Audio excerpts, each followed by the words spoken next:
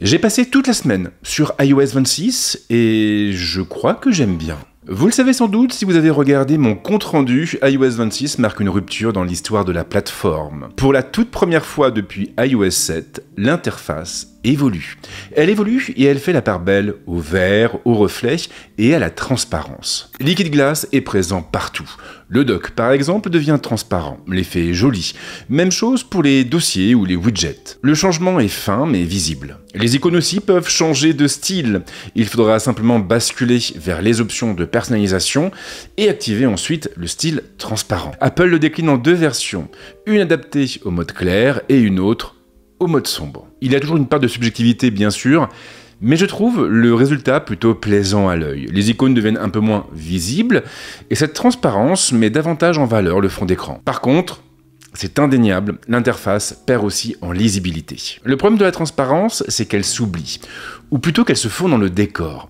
Toutes les icônes finissent par se ressembler et l'œil a tendance à se perdre. Le centre de contrôle pose lui aussi problème, mais pas exactement pour les mêmes raisons. Ici, le vrai fautif, c'est cette espèce de reflet qui entoure chaque élément. Les boutons étant proches les uns des autres, ces reflets finissent par nous perdre.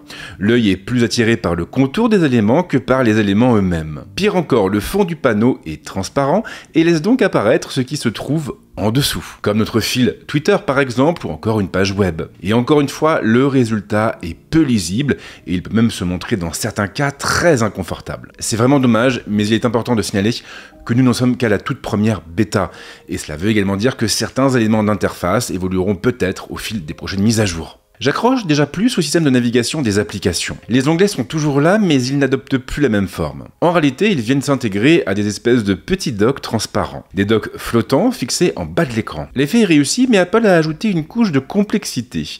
Ces éléments changeront de forme si nous faisons défiler le contenu de l'écran. Sur Apple Music, par exemple, le dock affichera par défaut les rubriques du service et une version minifiée du lecteur lorsque nous nous trouverons tout en haut.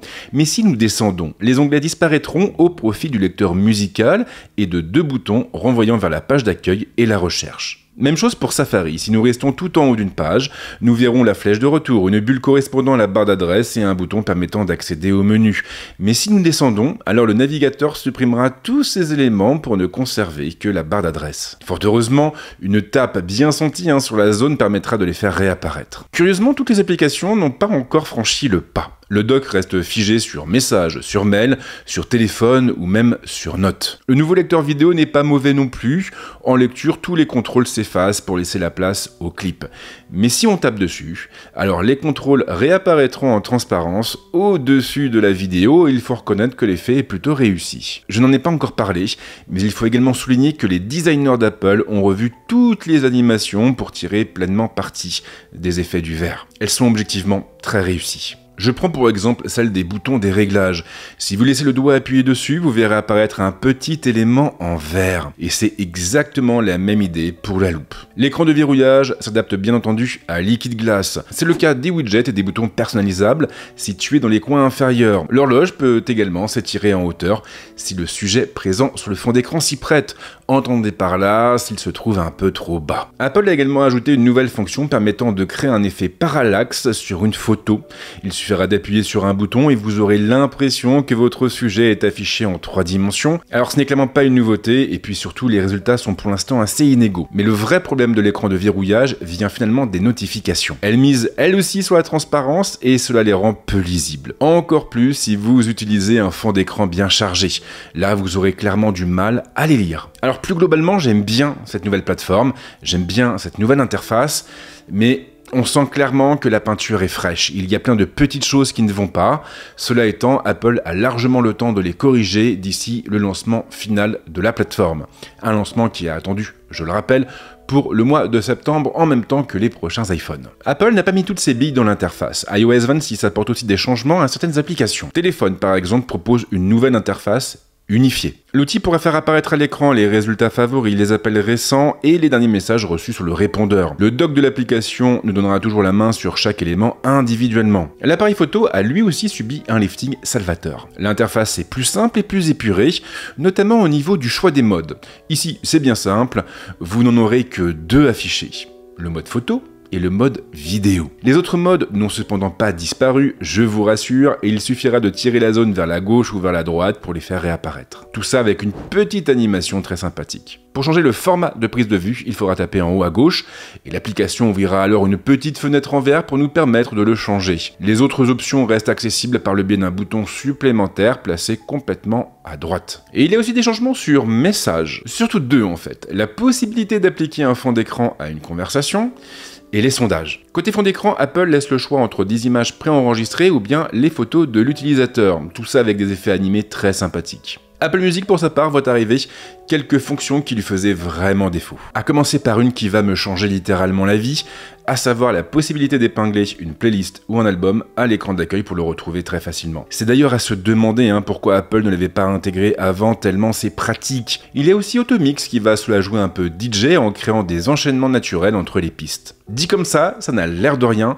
mais je peux vous assurer qu'à la salle, c'est un véritable bonheur. Surtout que l'enchaînement est hyper naturel et hyper bien foutu. Et puis surtout, on n'a plus de temps mort entre chaque chanson. Sinon, Apple a également annoncé la traduction des paroles des chansons, mais il semblerait que cette fonction ne soit pas encore active, en tout cas pas chez moi. En parallèle de toutes ces mises à jour, Apple a également intégré deux nouvelles applications. La première, vous la connaissez déjà, il s'agit d'Aperçu. Disponible depuis longtemps sur Mac, elle permet d'ouvrir plein de formats de fichiers différents. De les ouvrir, mais aussi de les compléter ou encore de les annoter. L'outil fonctionne bien, mais son interface est un peu décevante. Je pense notamment à l'écran d'accueil et à cet énorme aperçu qui occupe un quart de l'écran. C'est beaucoup trop. Les fonctions par contre sont assez intéressantes. Aperçu pourra lister les derniers documents que vous avez ouverts sur votre téléphone ou même ailleurs, mais il nous permettra aussi de créer de nouvelles images ou même de scanner des papiers comme des factures ou des notes de frais.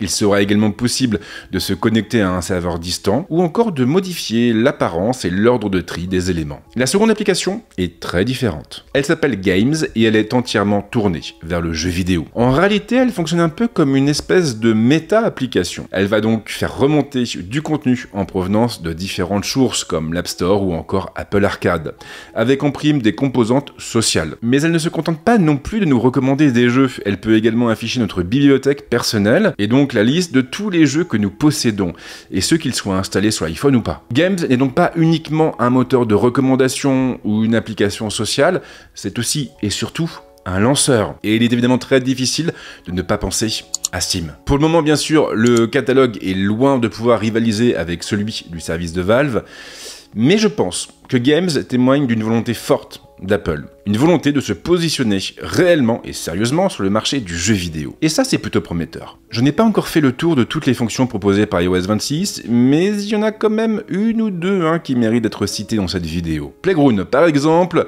s'enrichit pour intégrer enfin ChatGPT. Vous pourrez toujours générer bien sûr des images en vous appuyant sur les moteurs d'Apple, mais vous pourrez également le faire à partir de ChatGPT en le sélectionnant dans les styles. C'est très fun, ça fonctionne bien, mais par contre, le temps de traitement est extrêmement long. Et il est même plus qu'en passant directement sur l'application d'OpenAI. Les Genmoji évoluent également et ils permettent désormais de fusionner plusieurs emojis. Alors c'est très fun, mais ça ne fonctionne pas avec tout. iOS 26 a par exemple refusé de me générer un Genmoji à partir d'une fusée et d'une olive. Et ça, je le prends comme un affront personnel. Mais le gros morceau, finalement, c'est Visual Intelligence.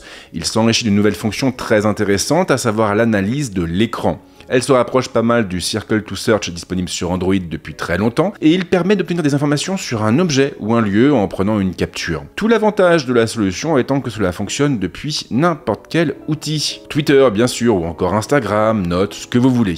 Apple a d'ailleurs été assez loin car cette fonction ne se limitera pas à afficher des photos similaires sur Google Images. Il sera aussi possible de demander à ChatGPT d'analyser l'image. Et si vous avez beaucoup d'éléments à l'écran, vous pourrez bien entendu restreindre la sélection en entourant ce qui vous intéresse. Fait amusant, cette fonction est également disponible depuis Photos.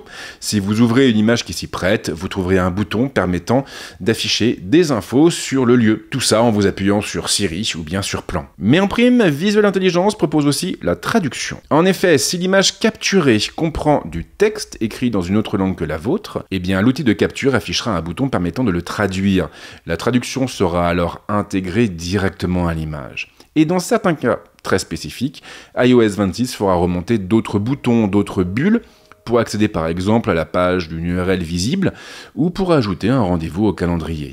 Alors par contre, concernant la traduction, à terme, la plateforme sera aussi capable de traduire en temps réel plein de choses, comme une conversation menée sur FaceTime. Sauf que pour l'instant, ces fonctions ne sont pas encore disponibles. Je rappelle quand même qu'on est sur la première bêta. Pour finir, je pense qu'il peut être intéressant de répondre à une question que certains d'entre vous se posent peut-être. Faut-il ou non installer iOS 26 dès à présent? Et ma réponse sera claire et directe, non. Ne le faites pas, et encore moins si vous n'avez qu'un seul téléphone. La bêta n'est pas stable, elle comporte de nombreux bugs, et l'autonomie est une véritable catastrophe. En prime, on a aussi des chauffes ponctuelles, et parfois elles sont d'ailleurs assez fortes, et des fonctions trop limitées, surtout en français. Visual Intelligence, par exemple, ne fonctionne que si vous vous localisez aux États-Unis et que vous basculez la plateforme en anglais. En outre, il y a aussi une autre restriction qui est importante. Tous les iPhones ne pourront pas profiter de l'ensemble des nouveautés d'iOS 26. Les iPhones 10S, 10S Max et 10R ne sont même plus supportés et les appareils plus anciens ne pourront pas profiter de Visual Intelligence. Je vous recommande donc de patienter un peu et d'attendre la sortie de la version finale en septembre. Je l'ai déjà dit, mais je suis plutôt emballé par les changements apportés par iOS 26. La nouvelle interface n'est pas toujours claire, pas toujours très lisible, c'est vrai, mais elle apporte un souffle nouveau. Et après toutes ces années sans changement notable, eh bien franchement, ça fait du bien. Les fonctions par contre déçoivent. Je m'attendais à plus, je m'attendais à mieux, et je rêvais notamment d'un vrai mode multi-fenêtré pour mon iPhone 16 Pro Max. Malheureusement, ce n'est pas à l'ordre du jour. Cela étant, il est important de rappeler qu'Apple ne dévoile jamais toutes ses cartes durant la WWDC. L'entreprise garde souvent quelques fonctions sous le coude pour le lancement de ces nouveaux iPhones. Il est donc possible que de nouvelles surprises nous attendent en septembre. Quoi qu'il en soit, j'espère que cette vidéo aura répondu à vos questions, et si ce n'est pas le cas, eh bien vous pouvez me laisser un petit commentaire à la suite. Et bien sûr, si vous aimez ce que je fais, si vous avez envie de me soutenir, c'est pas compliqué, on lâche un petit like, on partage la vidéo, et surtout, on s'abonne à la chaîne. C'est la plus belle façon de me soutenir. Merci en tout cas de m'avoir suivi jusque-là, et comme d'habitude, je vous souhaite de passer une très bonne semaine ou un très bon week-end, et c'est promis, on se retrouve très vite avec d'autres contenus ici, mais également ailleurs. Ciao.